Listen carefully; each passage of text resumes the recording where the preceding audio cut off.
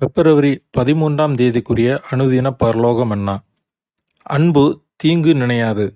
1 கொரிந்தியர் 13ஆம் அதிகாரம் 5வது வசனம். வசனத்திற்குரிய விளக்கம்.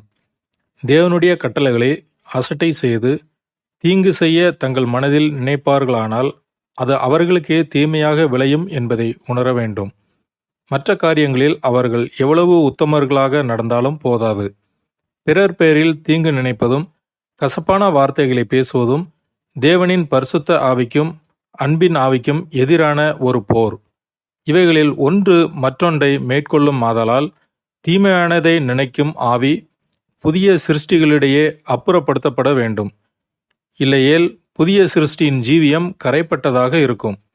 புதிய சிருஷ்டியானது இதை மேற்கொள்ளுமேயானால் தன் ஜீவியத்தில் தற்போது ஏற்படக்கூடிய பல கஷ்டங்களில் வெற்றி காண முடியும்.